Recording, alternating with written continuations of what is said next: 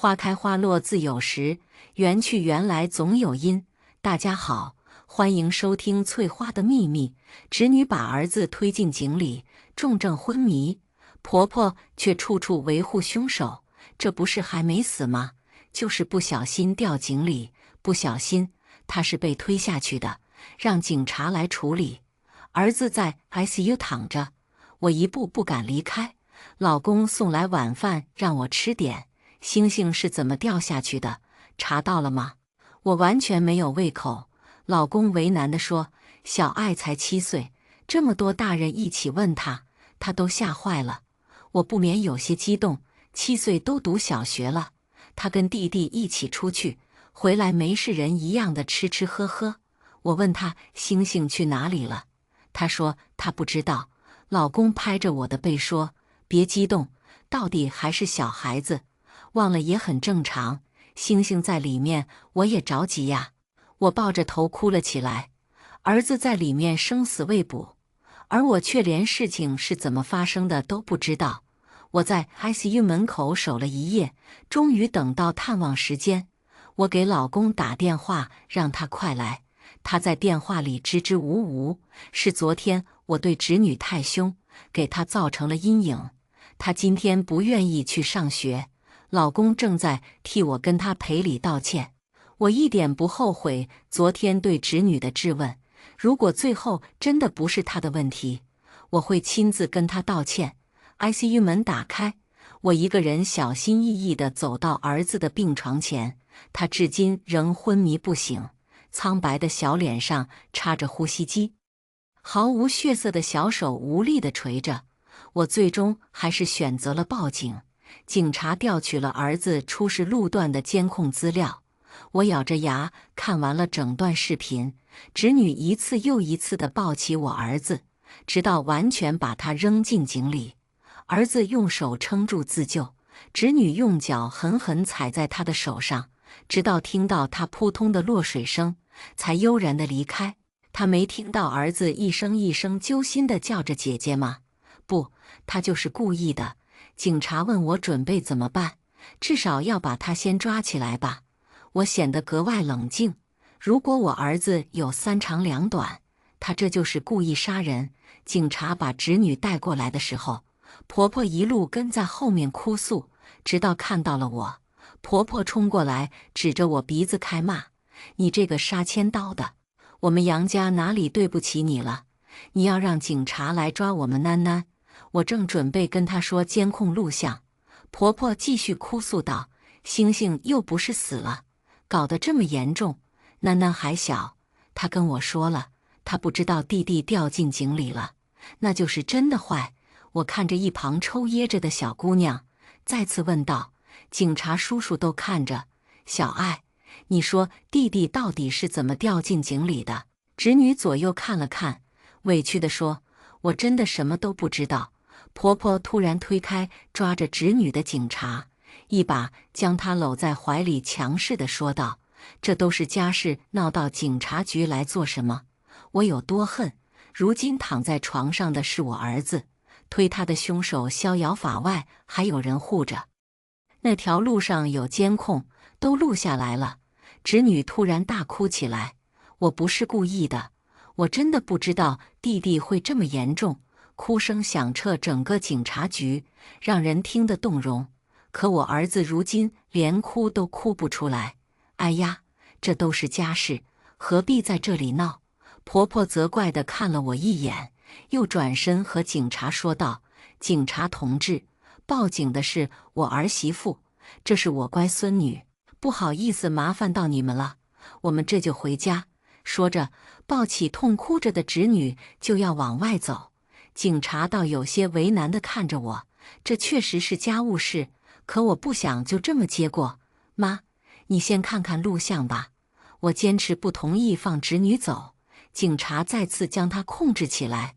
婆婆在这空隙给我老公打了电话：“强啊，你快来吧，看看你媳妇干了些什么。”录像又一次放出来，婆婆有些说不出话来，小侄女在一旁抽抽噎噎，不知道在想什么。“怎么了？”老公急忙地冲入，打破了现场的沉默。婆婆似乎抓住了什么救命稻草，冲过去抓住老公的胳膊，哭诉道：“强啊，让你媳妇放了囡囡吧，她还小，这一辈子不能这么毁了呀。”老公一脸茫然对我说：“妈都这么说了，别闹了，我们回家行吗？”不行，我有些绝望。老公从前不是妈宝男，只是有些软弱，可如今不分青红皂白，先向着他们。他在扔星星下去的时候，就应该要想到自己要付出的代价。婶婶，我知道错了，我真的不是故意的，对不起，对不起。侄女一边哭一边开始磕头认错，委屈的不行。老公于心不忍地对我说道：“要不算了，小爱毕竟还是个小孩，什么都不懂，事情都已经发生了，再闹也没用了。”婆婆在一旁帮腔：“是啊，是啊，别这么凶啊，小孩子家的，小打小闹也正常。”我看了看四周，他们的眼神告诉我，似乎我确实不应该这么闹。可是躺在 ICU 里的难道不是他们的亲人吗？我的鼻子有点酸，眼泪快要不争气地流下来。医院电话打来的非常突然，我有些颤抖地按下接听键。“您好，请问是杨星辰的家长吗？杨星辰出现多器官衰竭，需要高压氧治疗，准备再次手术，风险很大，你们做好准备。”我疯了似的冲出警察局，我要赶紧到星星身边去。我赶到医院的时候，星星已经被推到手术室。我颤抖着签下各种告知书，心中拼命祈祷。老公和婆婆随后赶到。“星星怎么样了？”婆婆气喘吁吁地问。“还不知道。”杨星辰家属去交一下费用，之前的押金不够了。我立刻准备下楼缴费。老公拉住了我：“干嘛？星星在里面做手术，一刻都耽搁不得。”我急着扒开他的手，他有些犹豫地开口：“老婆，来的路上，我跟妈商量了一下，要是得花很多钱，我们就不救了。”我震惊地瞪大双眼：“杨国强，你在说什么？里面躺的是你的儿子，这才1天，已经花了好几万了。我们家条件也一般。”他继续补充：“星星这样我也难受，可我们家承受不起呀。”婆婆在一旁苦口婆心地说道：“你们现在还年轻，再要一个也不麻烦，再救下去，星星也不一定醒来，还把家底掏空了，划不来。”护士再次来催促：“你们怎么还在这里？医生已经开始手术了，快去把钱交上。有困难及时和我们说，医院会考虑走绿色通道。”我用力推开老公抓着我的手，跟护士说：“我马上去交钱，请医生尽全力救我儿子。”“谢谢，穆晨晨，你要是交钱，我们就离婚。”老公的声音回响在整个医院的楼道里，这是他第一次在家里这么硬气。我没理他们，跑下楼交钱。离婚就离婚，就算他不说，我也会离。星星总算抢救过来，回到 ICU 继续救治。医生说，如果3天昏迷不醒，他醒来的几率就微乎其微。老婆，当时我激动了，我不是真的要跟你离婚，只是这治疗费用我们真的承担不起，才1天就已经花了大几万了。婆婆已经离开，大概是回警察局找小侄女去了。在我没有撤案之前，小侄女应该是不能回家的。老公在一旁劝着，可我已经无心听他再说什么了。6年的婚姻虽然有磕磕碰碰，可我们还是很恩爱的。曾经我以为我们是最幸福的一家，我对小侄女和儿子向来一视同仁，甚至给他买的漂亮衣服比给我儿子买的还要多。老公的哥哥嫂嫂在外打工，小侄女与我们同住的4年里，其实我待她也如亲生女儿一般。虽然因为吃醋偶尔会欺负弟弟，可小孩子也正常。我万万没想到，她居然会做出这样的事来。仔细回想，细思极恐，不知道儿子私下里受了多少委屈。儿子刚会爬时，经常出现在脸上的伤痕，当时我以为是他自己撞的。儿子看到姐姐时的闪躲，我居然还怀疑他会不会是自闭症。儿子眼巴巴地看着姐姐的小零食，我居然对他说：“他已经有了，这是姐姐的。”我恨不得扇自己2巴掌。天天上班赚钱有什么用？回家居然没有注意到儿子的变化。老婆，你有在听我说话吗？老公推了推我，你不是一直想要个女儿吗？我们以前没条件，现在可以再生一个。星星走了会再回来的。呵呵，听听这说的是人话吗？我以前怎么瞎了眼？我们也是普通人家，现在已经花了这么多钱了。医生也说了，星星醒来的机会渺茫。他继续循循善诱，怎么就希望渺茫了？医生说3天后如果不醒来，醒来的可能性会变小。这才过了1天，他的亲爸爸就要给他判死刑。我绝不允许。我冷漠地回答：“你不要说了，我不会放弃的。”杨国强有些不耐烦：“你这个人怎么说不通呢？你准备花多少钱？10万、20万，哪怕是卖房，我也要把星星救活。卖房？你卖了房，我们住哪里？”杨国强瞪大眼睛：“老婆，现实点，我们这样的家庭生不起病。”我实在忍无可忍，怒火冲到脑袋。杨国强，星星是生病吗？是你的侄女亲手扔进井里的。我现在用我的钱、我的房救我儿子的命，你们也有意见。我知道你很难过，老婆，我们一家人不说两家话，我们一起住的房子不能算是你的房子了。我看着杨国强，似乎是第1天认识他，这样的一家。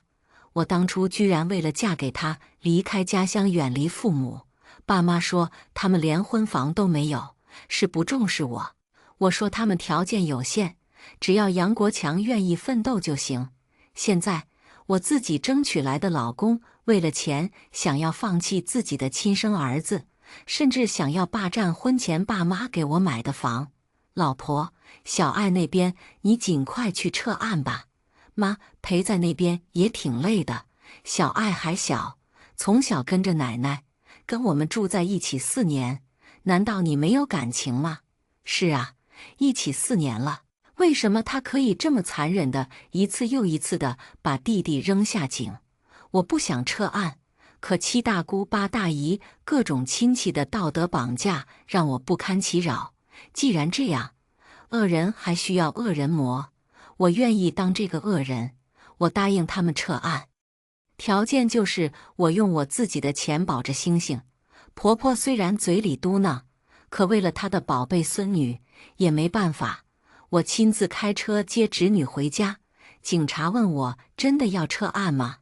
我看了看一旁默不作声的侄女和焦急地直瞪我的婆婆，点了点头。3天过去，儿子没有醒来的迹象。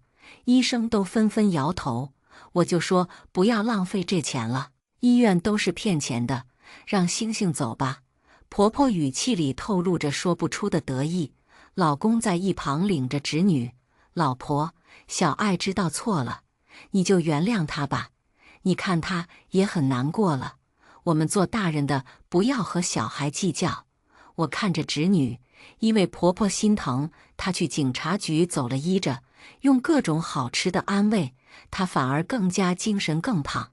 我想星星一定也会原谅姐姐的。老公见打动不了我，提起了儿子。呵呵，星星是永远不会原谅他的，就如我同样不会。他们用期盼的眼神看着我，我看了眼婆婆，温柔地说道：“知道了，小爱，之前是婶婶太着急了，所以对你态度不好。婶婶也跟你道歉。”整个家中的氛围因为我的一句话一下子松懈下来。婆婆满意地拉着我的手：“晨晨啊，妈也不是不疼星星，只是日子还要过，不是吗？”我顺从地点了点头。你呀，也别老忙着工作，星星那边怕是不行了，赶紧再给我们老杨家生个孙子孙女的。我看了眼一旁的侄女，果然她表情不善，似乎不想要个弟弟或者妹妹。我将她一把抱在怀中，对婆婆说道：“妈，星星那边我还不想放弃。小爱跟我生活了4年，我当她跟亲女儿一样，先不想生二胎了。”婆婆提高了声音：“什么？不想生了？不行！”国强不能绝后。杨国强也忙应和道：“对呀，老婆，我们要趁年轻赶紧生二胎，以后年纪大了再生对你身体也有损伤。我要为你考虑啊！”我这时才真正看清他这个口口声声说着为我考虑的男人，从头到尾都只想着自己，极其自私。单位领导知道我的情况，每天9点给我1个小时探视时间。星星的情况没有变坏，却一直没有醒来的迹象。他们的生活照常，甚至连老公都借口忙于工作，很少来医院探望。我摸着儿子的小手，浓浓的恨意涌上心头。第2天，我特意请了假，带着婆婆去商场买衣服。你早就这么想就好了，用这些钱吊着星星，不如拿来花。婆婆满意的试着各种款式的新衣服，她从来不会亏待自己，这本没什么。可是她不停地让我放弃星星。我冷冷地看着她，是啊，确实不如给你们和小爱花。你早有这样的觉悟就好了。星星这样拖着也不是长久之计。我不愿多与她谈儿子，转移话题道：“以后要是生了孩子，我们家可能就住不下了。妈，要不我们换个大一点的房子吧？”婆婆一听可来了劲，衣服也不是了，抓着我的手说：“到时候妈出10万，你把你这套房卖了，名字写我们3人的，谁都不亏。我的房是婚前财产，婆婆早就打着房子的主意了。走走走，买什么衣服啊？去看看房，市中心最新开盘的那个小区。我听老姐妹讲过，房子很好。”她迫不及待地拉着我去售楼处，房子的小区是她早就看好的。我其实早知道婆婆想拿我的房换新房，只是以前一直装傻，带着一堆资料。我们回家，杨国强早就听到了风声，在家做饭等候。老婆，你们今天看房看得怎么样？吃完饭，杨国强拉我到房间询问。我拿出资料，指着一套208平的户型说：“房子很好，这个户型很适合我们，有4个房间，只是价格有些超出预算。”杨国强拿着资料研究，眼里的金光闪烁。老婆，我们把这套房子卖了，问妈借点凑个首付，再贷款个500万。我挣的是死工资，只能靠你以后再努力努力，多还点钱。要不是我心中早有计量，听这话我都快要吐出来了。可是这首付，卖了房也还差很多。妈今天说了，出10万，可10万哪够啊？杨国强若有所思道：“妈那边绝对不止10万。我哥结婚的时候，他都买了房，我结婚什么都没有，老家的那套房怎么都得算我的。”我有些犹豫地说道：“可妈没这想法，这房子她以后也要住，出点钱是应该的。我这房是同意卖的，只是妈那边……”我支支吾吾。杨国强似乎下了很大的决心：“妈那边我去说，你不用担心，老婆，你就把房卖了就行，就等你这句话了。”杨国强不是妈宝男，他谁都不爱，只爱自己。星星陷入昏迷后，家里最激烈的一次争吵是为了买房子，何其讽刺！亲生儿子的命，居然比不过一套房。婆婆说她没有钱，出10万已经是仁至义尽了，新房必须要加她的名字。杨国强说老家的房子是他爸留给儿子们的，他哥哥结婚的时候已经买过婚房了，那套房理应是他的，多可笑啊！母子2个为了钱吵成这样。彼时我带着侄女在房间，婶婶、奶奶和叔叔为什么吵成这样？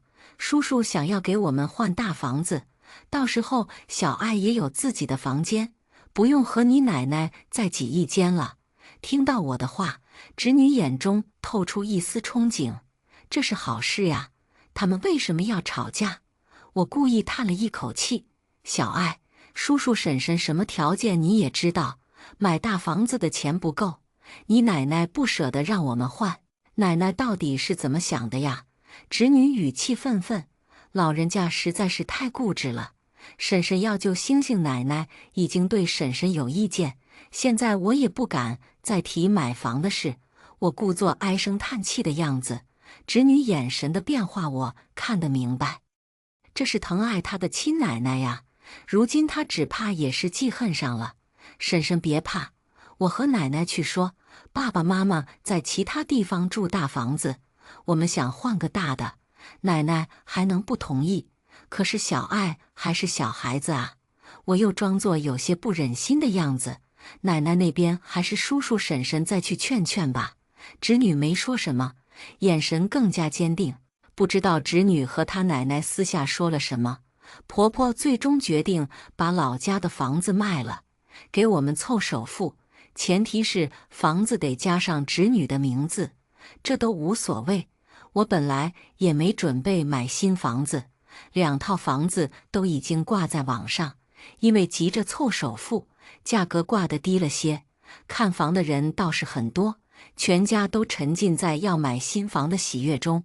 最近看房的有2个人有意向，晨晨，要不出手吧？杨国强商量的口气中带着一些不容置疑，价格确实不高，可能够直接拿现金，这个价有点亏呀。婆婆犹豫道，要不晨晨那套先卖了，拿到钱了再卖我那套。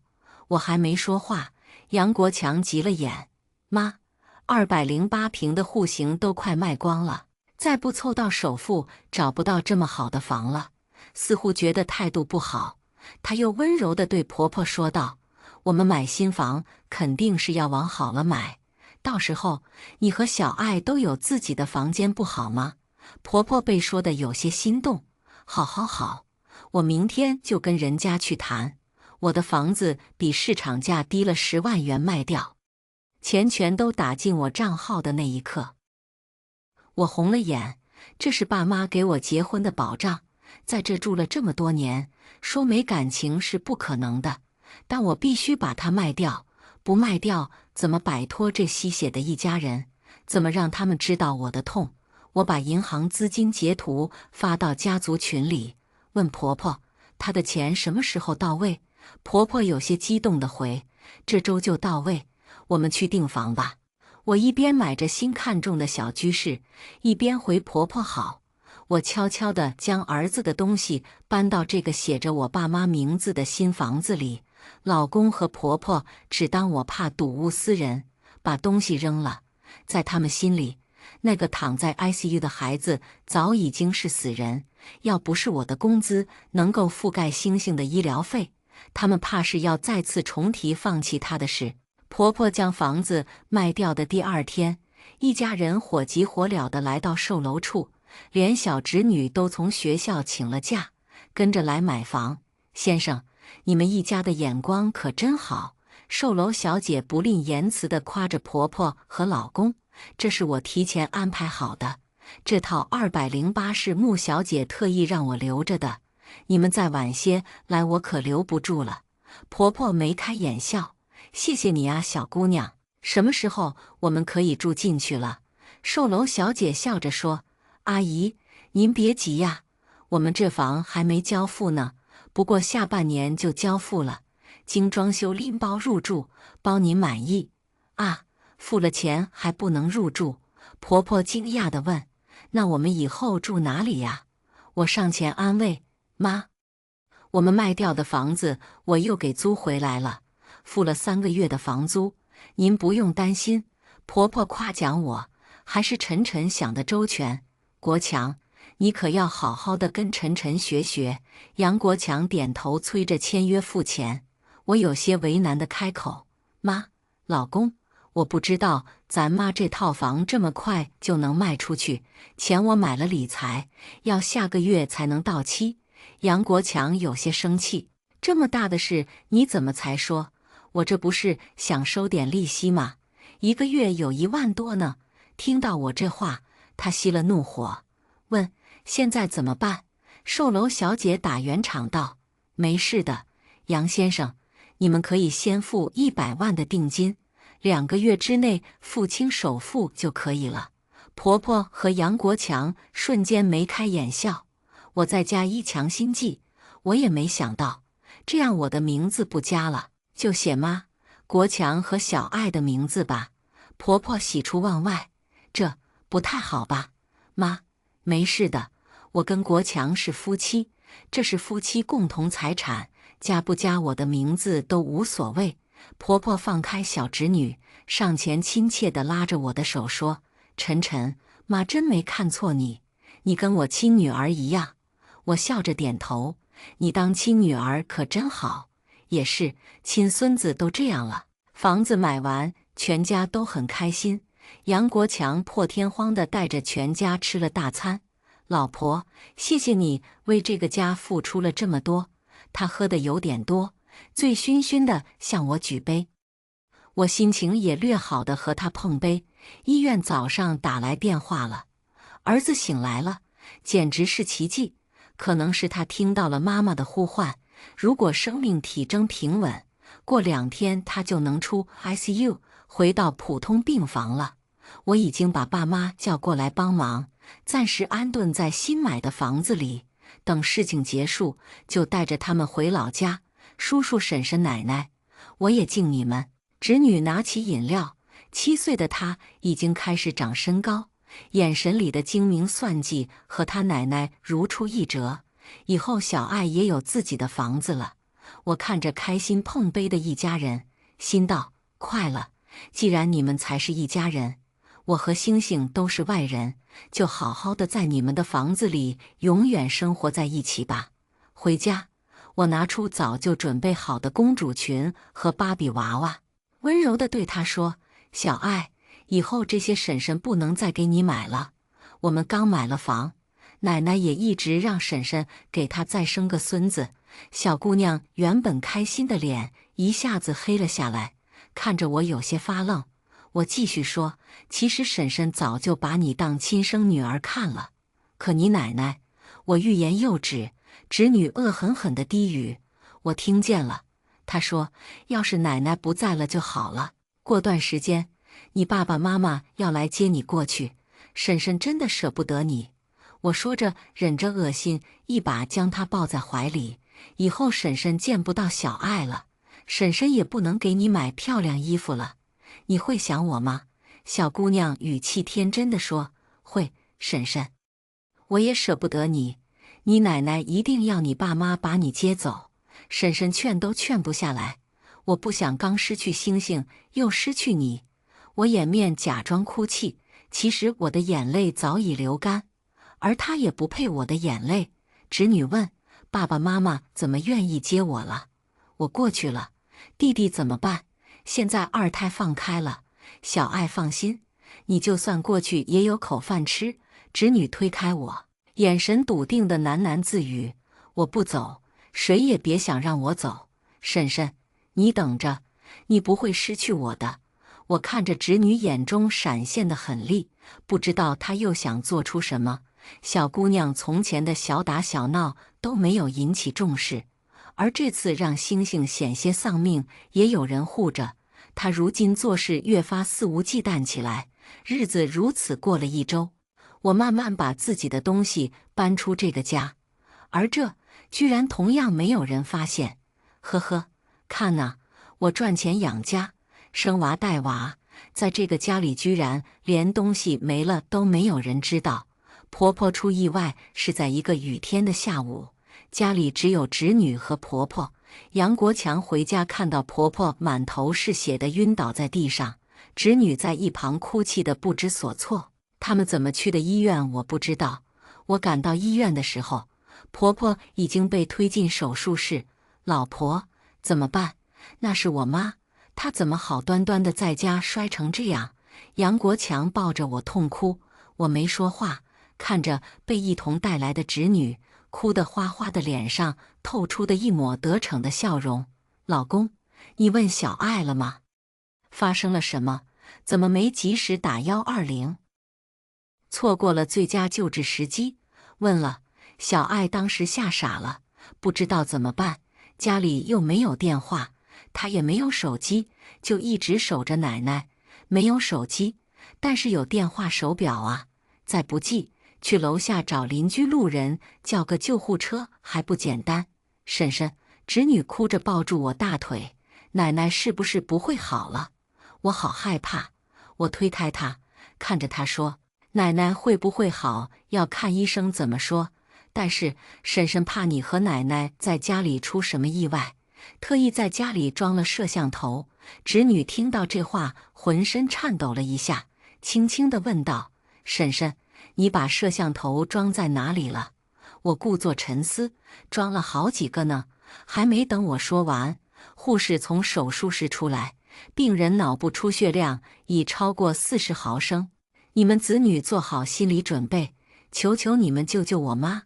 杨国强冲上去：“你们快去缴费，病人失血过多，还需要输血。”护士提醒完，立刻转身回手术室。老公，这得花多少钱呢？我们刚买了房，没钱。你通知你哥他们了吗？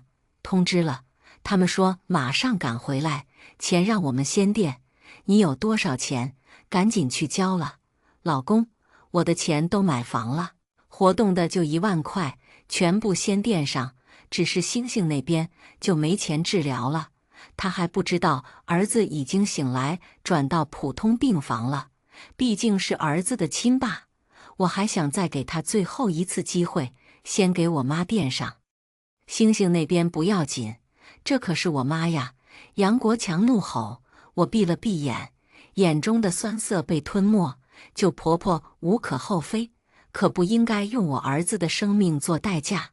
老公，我们家条件也有限，要是得花很多钱，我们就不救了吧。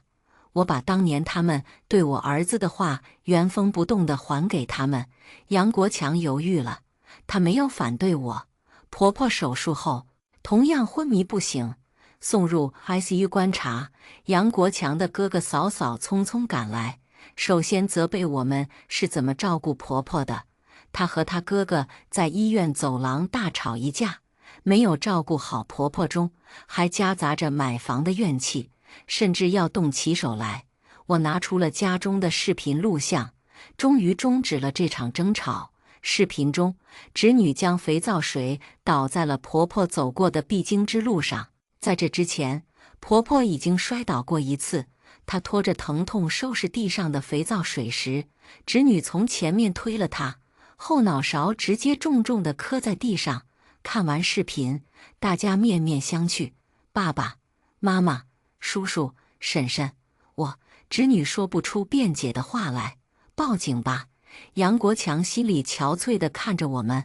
嫂子一把搂住侄女说：“她还小，你是她叔叔，想毁了她一辈子吗？妈的，手术费我们来出。”我没说话，这些事就让他们自己来处理吧。我把1万元转给杨国强，把之前在警察局录的侄女一次又一次将儿子扔进井里和推倒婆婆的视频发到了网上。舆论发酵的速度非常快，小侄女很快就被人肉出来，社会纷纷谴责。既然他们都护着她，法律又要保护这么小的孩子，不如让社会来教育她。老公的电话打来，我挂断电话，把卡拔出，带着家里仅有的一些衣服离开。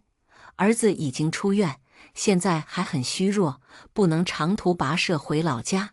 我们在我新买的房子里住着，虽然很小，但很温馨。他的户口我早就移出来，现在只有我的结婚证和杨家还有些牵连。不过没关系，我又不再婚，等过几年，看看他们的下场，再去把婚离了。再次听到杨家的消息是售楼小姐打电话告诉我的，她是我的闺蜜，特意从广州调下来陪我演的这场戏。你不知道他们有多夸张。闺蜜的语气里透露着嘲讽。你那个婆婆醒来以后瘫了，她哥哥带着侄女跑了，留下你老公在家一个人照顾她。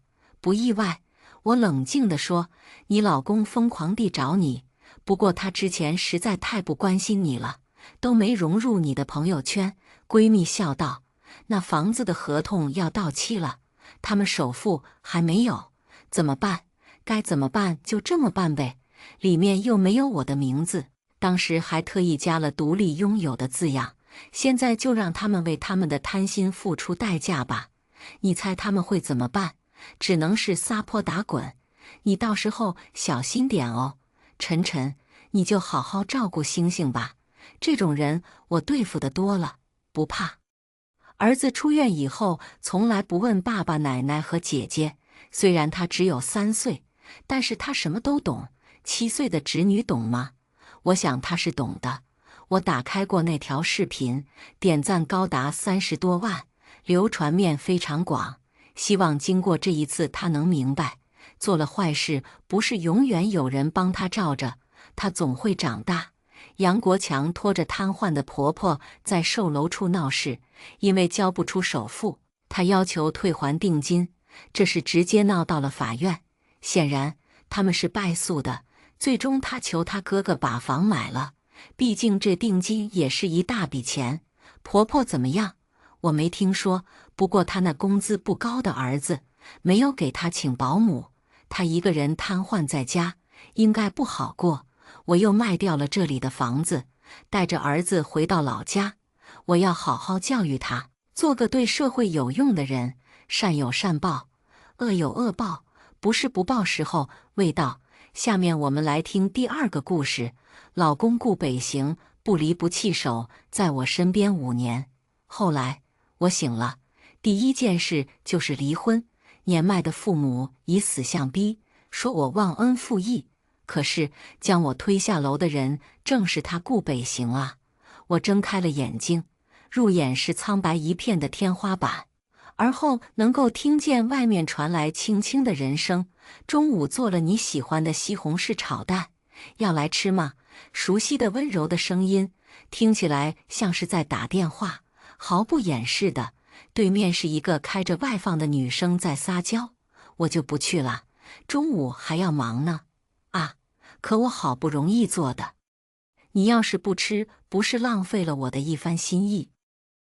打电话的男人轻声细语，我听见他又走进厨房，声音比刚才变得小了一些，可还是那么的旁若无人。要不我给你送过去吧？好不，我想你了。那好吧。电话里的女人回应的勉强，语气里却透着一股欣喜。我动了动有些僵硬的手指，想做起来却只觉得无力，下半身更是一点感觉都没有，像是完全丧失了知觉。就在这时，男人哼着歌走进卧室，看也没看躺在床上的我一眼，而是直接走进衣帽间，开始挑选衣服。我闭了闭有些酸涩的眼睛，假装自己并没有醒来。没多一会儿，浓烈却不熟悉的香水味扑鼻。顾北行似乎是换好了衣服，还特意给自己喷了香水。他走到我旁边，贱兮兮地念叨了一句：“老婆，我出门了呀，你在家里好好睡，不用担心我。”然后就离开了。我听见了关门声，萦绕在鼻翼的香气久久不散，引得我打了个小小的喷嚏。一切感觉就是从这个喷嚏开始恢复的。我觉得鼻尖儿一痒，紧接着就是手臂和大腿，知觉好像在慢慢的一步步恢复过来。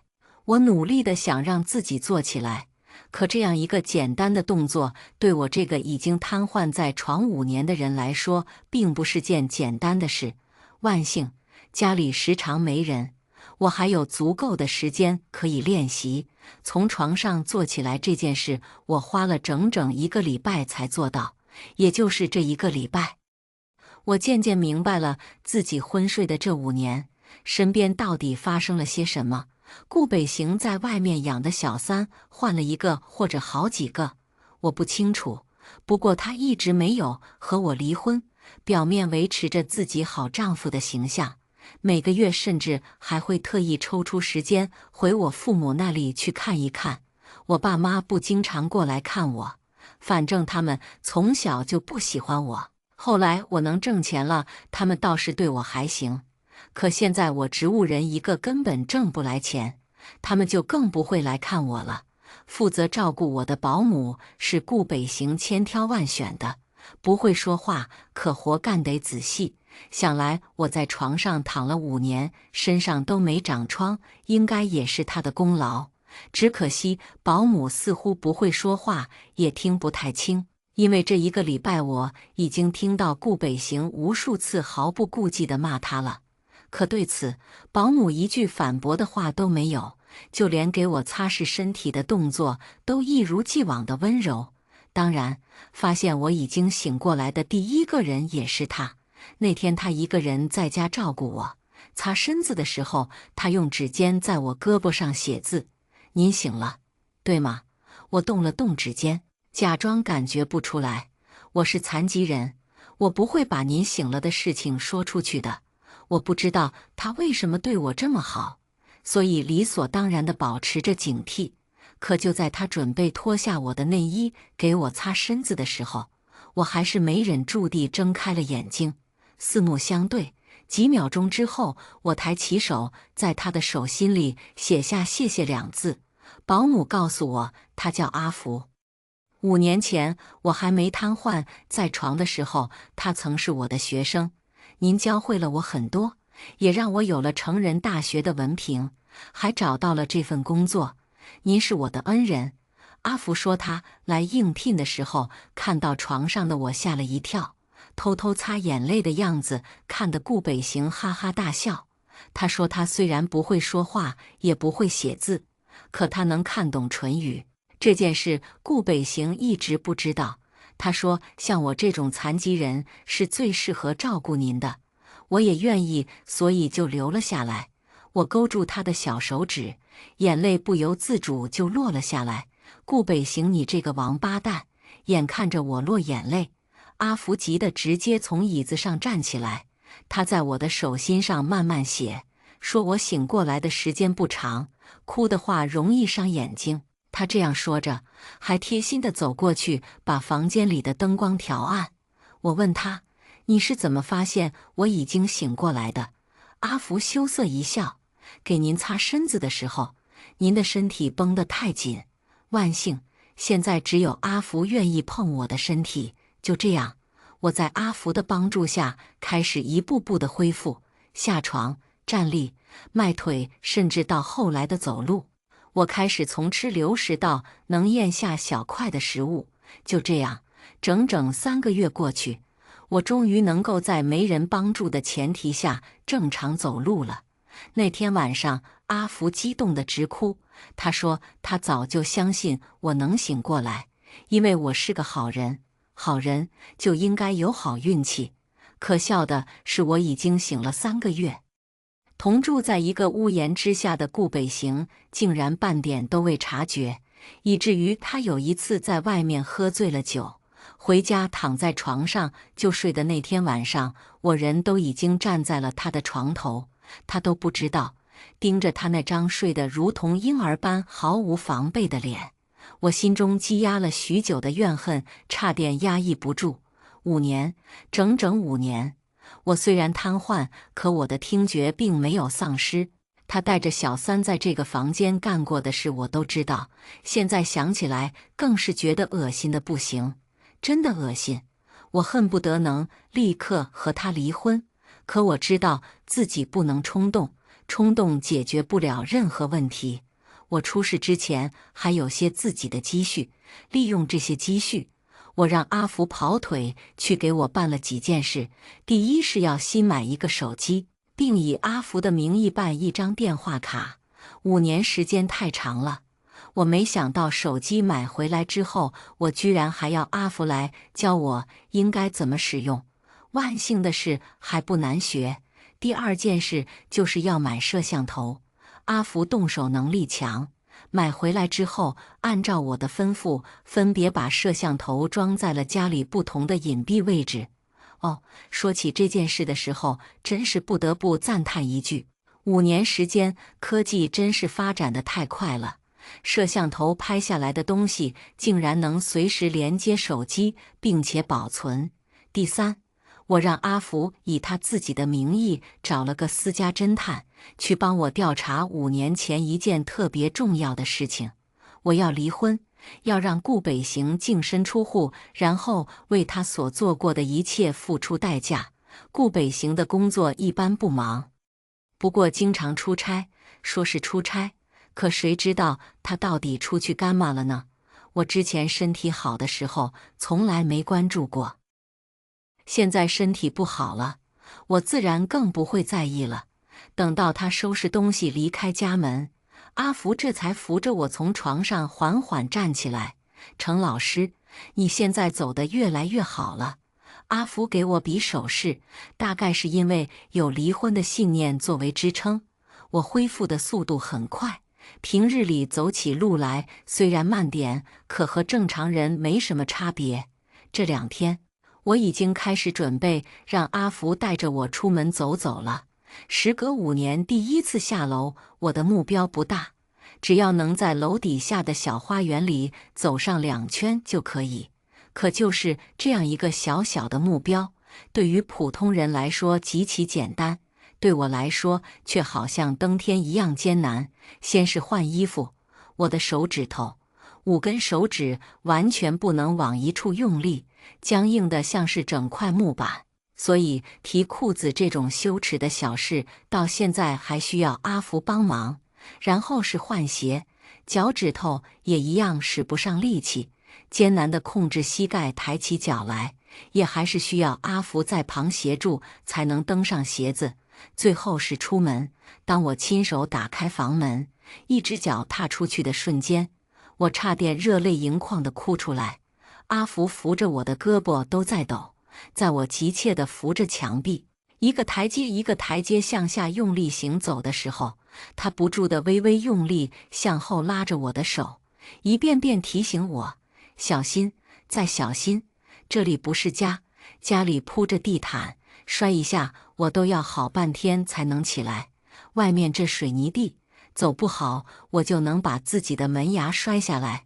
万幸老天爷还算是帮忙。第1圈我走得很慢却很好，虽然偶尔还直愣愣的要摔倒，可最后都努力站住了。可老天爷总是不喜欢看见我好。阿福跟在我身后，伸出2手，有距离的在我身边护着我，生怕我会摔倒。而我走到第2圈的时候，脚下一个石子搁住了脚掌，我整个人一歪，直挺挺的就倒了下去。阿福眼疾手快的一把拉住我，然而却结结实实被我压在了身底下。5年来，我一直靠着吃流食存活，体重早就已经不足原来的2/3。不过到底是一堆肉带骨头的砸在阿福身上，只听见阿福的手骨咔嚓一声响，像是碎了。我慌得不行，2只手撑在地面上，想要站起来却用不上力，折腾的额头都是汗珠。最后还是阿福咬紧了牙关，一只手用力拖着自己的身体从我身下移出来，我们俩才勉强分开。我看着阿福明显摔坏了的手腕骨，眼圈一红。疼吗？阿福，还能动吗？阿福额角都是汗珠，咬着下唇，坚定地冲我点头，摆口型安慰我说：放心，我没事的。他艰难地从地上站起来，而后只凭借着一只手想要拉我起来，可不争气的我腿下一点力气都没有，只能跪在地上调整方向，手扶着阿福的大腿，才勉勉强强能够从地上站起来，姿势像狗一样。周围零星有几个路人经过，其实也算不上是丢脸，只是我站起来之后，眼泪怎么也控制不住。曾经我也是高薪特殊教师啊，有尊严、有体面的活着，可现在呢，仅仅是为了走路，我就已经跪倒在路面上了。而这一切都是拜顾北行所赐，我恨得牙根发痒，扶着阿福的双臂都在发抖。你得去医院，手腕骨折是大事，不能耽误。可阿福不放心我一个人在家，我笑着拍了拍他的肩膀，安慰他：没事，反正就一个下午。只是我没想到，阿福不在家的这个下午，家里竟然会这么热闹。我让阿福照常给顾北行留言请假，条件如实就说自己手腕骨折了。顾北行的消息恢复的也快，不疑有他，只是说这一天的工资要扣除。我从自己的账户上给阿福转了一笔钱过去，他千恩万谢，把我送上楼安顿好了之后才离开。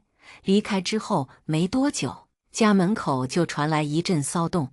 我当时正坐在沙发上玩手机，听见电梯间传来声音的第一反应就是起身往回走。可我动作太慢，大门打开的瞬间，我才勉强站到卧室门口的死角。从这里刚刚好能够看见顾北行带着女人进家门时的样子。我不是第一次知道顾北行出轨了，可如今亲眼看着他在我的家里和别的女人上演尺度戏，我还是忍不住恶心了一下。我拖着还有些疼的腿，一步一步缓缓回到房间里，爬上自己的单人病床。我盯着天花板，侧耳听着外面的进展。女人看来不是第一次来我家了，她笑着提议：哥哥，我们进房间去吧。顾北行被他逗笑，半打趣地问道：怎么，不害怕了呀？上次不还说我老婆躺在那个房间里，你不好意思吗？你不知道，上次试过一次之后，我一直忘不掉那种感觉。我们去吗？这狐媚撒娇的声音是个男人都顶不住。果不其然，顾北行直接投降，抱着女人就往这边走。好好好，真拿你这个小妖精没有办法，都听你的。我从没想过自己这辈子会受到这样的侮辱。我的丈夫带着他的小三在我的床上欢愉，而我睁着眼睛瞪着天花板，一点声音都没有发出来。两个人玩闹嬉笑的声音被我一字不落地听了进去。听完之后，我就有种控制不住的反胃感，想吐，于是我真的就吐了出来。我突然一个猛子从单人床上坐了起来，活像僵尸。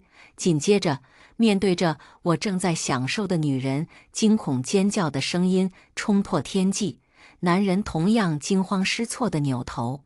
我们三个人大眼瞪着小眼，最后还是顾北行猛地吞了下口水，叫魂一样喊了一句：老婆。我哇的一声干呕打断了他的声音，然后我坐直了身体，冲着他摆了摆手：继续，你们继续，我去外面等你。顾北行，这世界上大概没有比我更大方的原配妻子了。瘫痪5年醒来之后，第一次撞见自己老公的出轨现场，我居然能够说出我去外面等你这样大方得体的话来。顾北行早就被我吓得没了实力，眼看着我自己一个人就能从床上走下来，他脸上的表情巨变，像是见了鬼一样，然后紧接着额头上冒出的冷汗落下来，打得他一个机灵。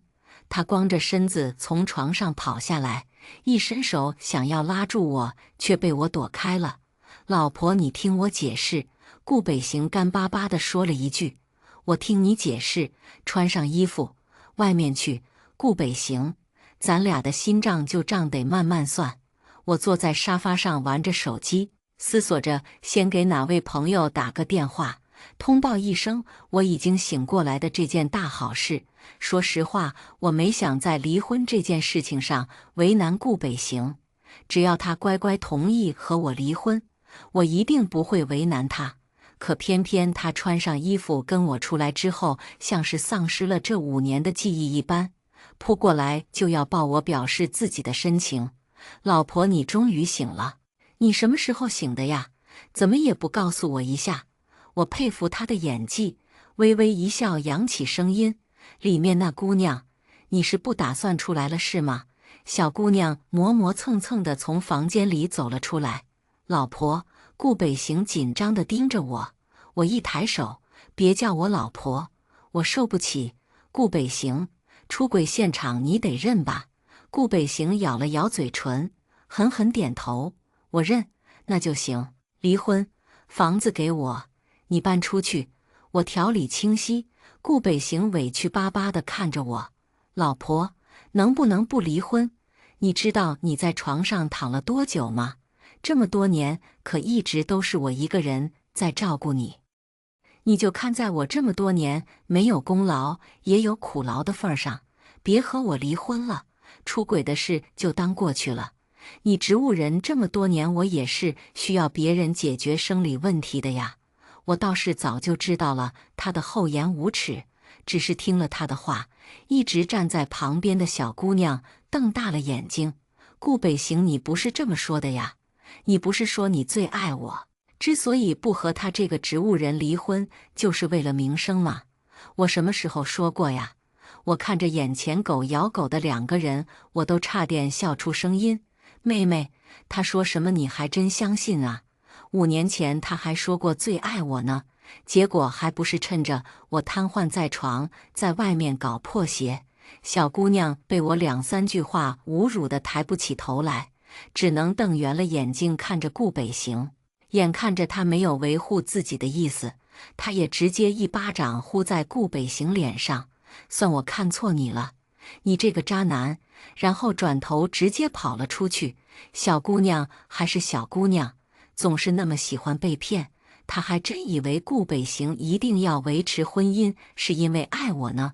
这会儿家里一个人都没有了，顾北行擦了一把眼泪，从地上站起来，程阳，别离婚，我照顾你这5年，亲戚朋友有目共睹，就算是你想和我离婚，成功了也会被人指指点点，说成是忘恩负义的，你何必呢？我坐在沙发上冲他笑，明白他这是捏着我的软肋威胁我呢，可他错了。我是一个经历过生死的人，从阎王爷面前走一圈还能爬回来的人，什么威胁都不怕，只怕自己报复的还不够狠。顾北行，我今天还就告诉你，这婚我离定了。顾北行大概没有想到5年之后我的脾气竟然见长，他冲上来捏住我的脖子，双眼通红，像是恨不得能直接把我掐死。我只觉得一瞬间，鼻尖的气息微薄，死亡的感觉瞬间笼罩了我，这感觉太熟悉了。我用尽全身的力气挣扎，没挣扎2下就被门口响起的门铃声召唤回了神智。然而顾北行不管不顾，他还是伸手掐着我的脖子，一副着了魔的样子。紧接着，阿福用自己的钥匙打开了门，被眼前的场景吓了一跳。可他很快反应了过来，随手抄起桌子上的东西，冲着顾北行的后脑勺狠狠就是一下。阿福用的是完好无损的那只手，所以这一下力气不小，砸得顾北行眼冒金星的后退2步，松开了我。而我大口大口喘着粗气，掏出手机直接报警。你给我过来！迷迷糊糊的顾北行还是看清楚了我的动作，而我已经拨通了报警电话。警察吗？我丈夫想要谋杀我，请你们快过来。只是早一步赶过来的不是警察，而是我的父母。我坐在沙发上想来想去，觉得还是应该把他们叫过来，所以趁着顾北行在房间里穿衣服的空隙，我第一次主动给他们打了电话。接到我电话的时候，我爸还以为自己听错了，只是听到电话里顾北行传来的声音，他却突然喊了一句女婿，我心里哇凉一片，一句话没有多说就直接挂断了电话。没想到他们这么晚了，居然还会赶来。我爸妈进屋的时候，阿福正神情紧张地护着我，他那一下砸得不轻。顾北行坐在沙发上，到现在都没缓过来。然而更让人生气的事情才刚刚开始。我妈进来之后，第一句话不是关心我，而是紧盯着捂着后脑勺的顾北行，追问了一句：“这怎么回事啊？”顾北行在他们面前一向是乖女婿，这会儿被关心了，更是委屈巴巴：“妈，我没事，就是后脑勺被人给砸了一下。”“谁砸的？”“程阳你砸的呀，你下手怎么那么重呢？”我妈瞪着我阴阳怪气，说话的样子让人怀疑顾北行才是他的亲儿子。我抱着阿福一句话没说，本来找他们过来也不是为了什么煽情亲情的，只是离婚就离婚，一定要当着所有人的面谈明白才行，省得以后有混乱。不是小杨，是那个哑巴保姆。顾北行伸手指了指阿福，我妈一个泼妇，一听是保姆伤害了亲女婿，那哪还能善罢甘休？她冲上来就从我怀里抢阿福，嘴里念念叨叨，手上更是毫不留情的捶打。你一个哑巴，给你钱让你照顾我家女儿都是便宜你了，你还敢打人？阿福拼了命的用后背顶着我妈的拳头，两条胳膊将我护在胸前，生怕我会跟着挨了打。而我想替他挨揍，却因为太瘦弱，连他的怀抱都挣不脱。你瞪我干什么？你还打算向着这个哑巴呀？他就是个保姆，北行这么多年照顾你多辛苦。我妈看着我染红的眸底，色厉内荏地骂道：“他们讨厌归讨厌我，可我靠着自己的努力当上了老师，靠着自己的努力找了个条件还算不错的男人。他们怕我，他辛苦，他辛苦什么了？这么多年他照顾过我吗？”我终于爆发。如果是5年前，我一定没有这个胆量和他们大喊大叫。他们从小将不被爱刻在了我的骨子里，所以我怕他们。可如今我不害怕，我一点都不怕。我妈被我吼得猛了一下，退后一步，却又反应过来，她怎么不辛苦啊？不然照顾保姆的钱哪里来的？那不都是她养着你吗？保姆拿钱办事，你还真以为人家对你一心一意呀？这话说的阿福眼神一晃，他用力抱紧我，而后拼命摇头，像是在害怕我会听信我妈的话。可我头脑清醒，前所未有的清醒。他是虚伪，是害怕。我声嘶力竭，我要和他离婚。他怕什么？北行那叫有孝心。你这个没良心的完蛋玩意，你说什么呢？你还离婚？你离了婚，你还能找到第2个北行对你这么一心一意吗？我妈还要挥手打我，可是已经来不及了。外面有警察在敲门，大声喊：“程女士，开门！”阿福一边护着我，一边蹭着小步子去开门。警察一走进来，都被眼前这架势给弄懵了。这到底怎么回事？有制服站岗我就不怕了。我从阿福身后探出身子来，扶着他的肩膀，将他护在我身后。警察同志，我丈夫出轨被我抓住了，还想杀我灭口，被我朋友给打了。顾北行此刻早就已经想好了说辞，他抱着我妈的手不放，一副委屈的样子。警察同志，你别听他说的，明明就是这人冲进我家，突然拿东西砸我。警察皱着眉头，看了看我，又看了看顾北行。你俩是夫妇，那这2位是我丈母娘和老丈人。顾北行积极解释，一副良民模样。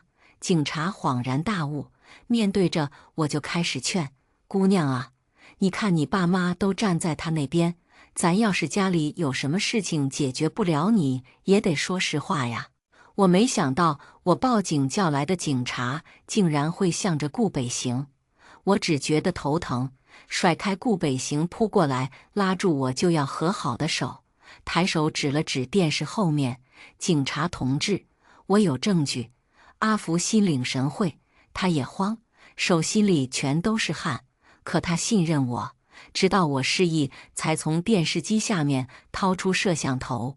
这里面有他想要置我于死地的证据，还有，我又指了指房间的方向。阿福又跑了进去，没多一会儿，又拿出来一个摄像头，这里有他出轨的全过程，我都可以上交。不过希望警察同志用完之后可以把东西还给我，我还要用他们来办离婚手续。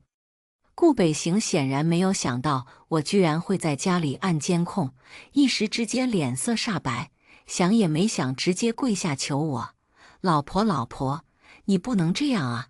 我和你离婚，我和你离婚，你不能这样把我毁了呀！我甩开了他的手，咬着后槽牙，努力保持着嘴角狠毒的微笑。这算什么毁了？难道你忘了5年前是你从10楼把我推下去的了吗？我的声音不大，却确保了在场所有人都能把这些话听进去。警察更是直接瞪大了眼睛：你说的是真话？他真把你从楼上推下去了？那这属于刑事案件啊，可以直接判刑的。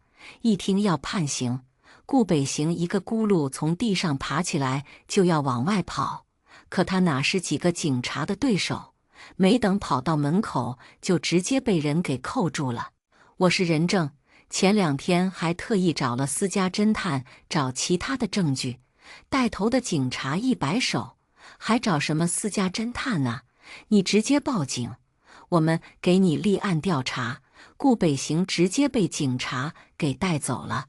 杀人未遂和造成人身重大伤害2项罪名，最后他现在警察局待上一阵了。我爸妈2个人尴尬地站在我家客厅里，送走了警察叔叔。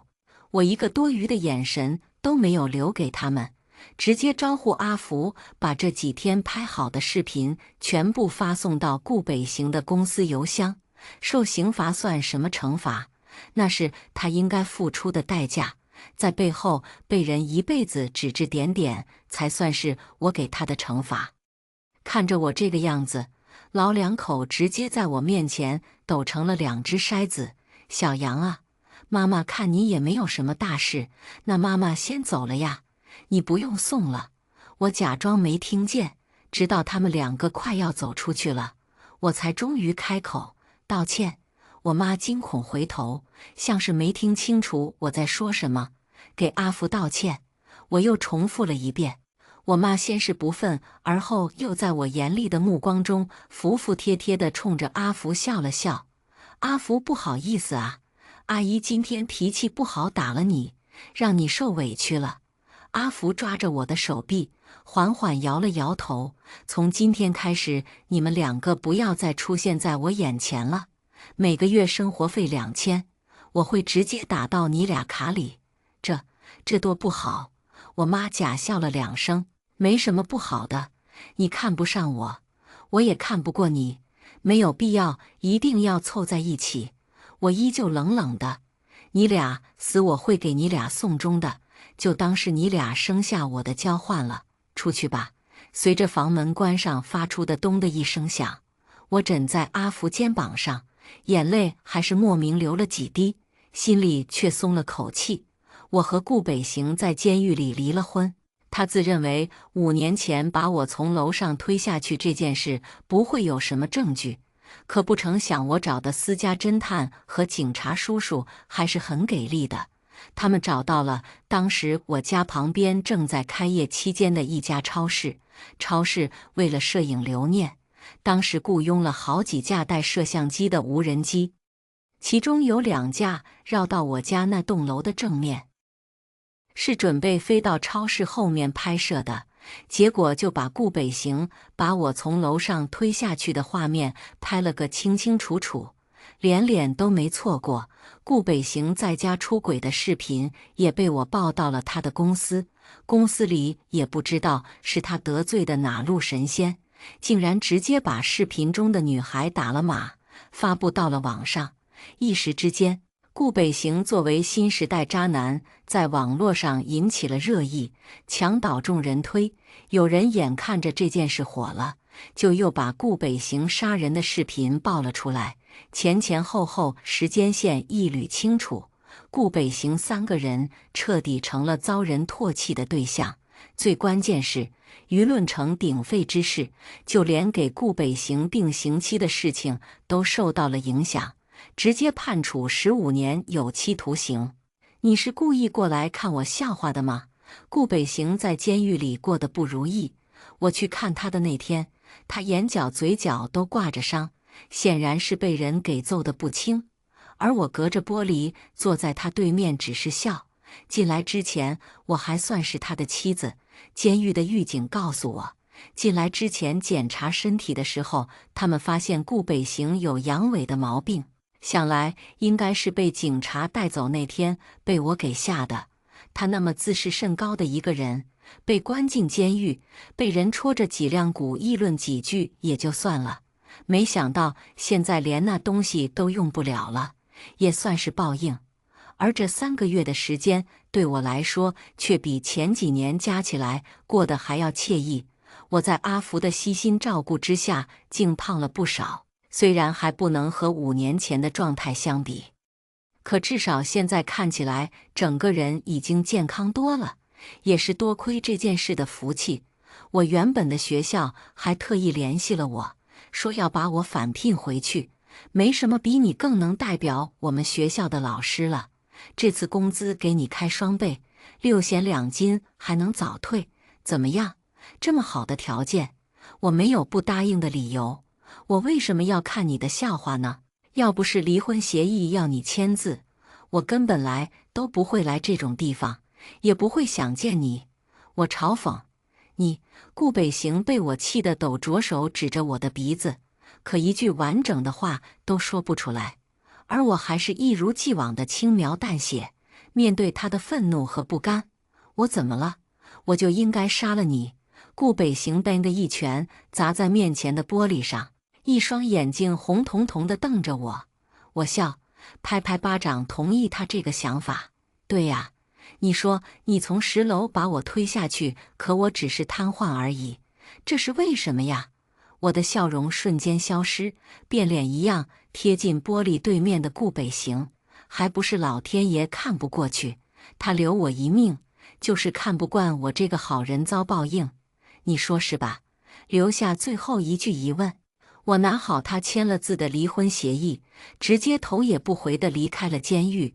从监狱回家的路上，阿福突然和我说他想带着我去旅行。他急着在纸上给我写字，说我应该趁着正式工作开始之前出去转一转。你走起路来还是很慢，出去旅行对你有好处。我坐在后车座位上摆弄着电脑，瞥了一眼他纸上的字迹之后，只是淡笑不语。阿福却还不放弃，他刷刷刷地继续写，写完之后把纸举到我面前。我这5年攒了点钱，我带你去啊！谁能拒绝一个眨着大眼睛的小可爱说要用自己攒的钱带你去旅行啊？我心一软，只能点头答应。行，那你说要去哪里？这问题显然一下戳中了阿福的小心思。他狡黠一笑，纸上出现了2个字：大理。我突然想起自己之前当老师的那段日子，小姑娘是那个特殊班级里的小班长，和我关系最好。特殊的孩子很多都是被人抛弃在孤儿院的孤儿，小姑娘也不例外。曾经有一对来自大理的夫妇想要领养她，可谁能想到小姑娘躲在我身后，竟然拒绝了。孤儿院院长急得焦头烂额，可不管他怎么循循善诱，小姑娘就是躲在我身后不出去，小手拉着我的裙子一角，倔强地瞪着所有想把自己拉出去的人。没办法，我只能一个人把她带去办公室，询问她到底是为什么不愿意跟着新的爸妈离开这里。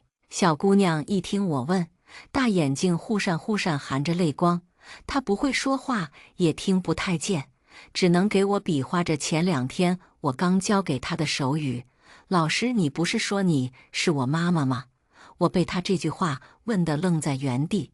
我想起来自己第1天上班接下这个班级时说的那句：大家好，从今天开始我就是大家的班主任老师了。我姓程，当然，如果有小朋友愿意的话，我也可以像妈妈一样保护你们，可以吗？小姑娘当时点头点得最用力，我以为她只不过是喜欢我，却没想到只是那么简简单单的一句问候，却被这个小孩子记在了心里。后来我还是将小女孩送到了她的亲爸妈手里。我当时承诺，只要她长大就可以回来找我。没想到她长大之后，竟有机会救了我一命。今天的故事到这里就结束了。过去终将会过去，但故事已然成故事。您的点赞和订阅就是我更新的动力，期待您给出任何建议。我们下个故事不见不散。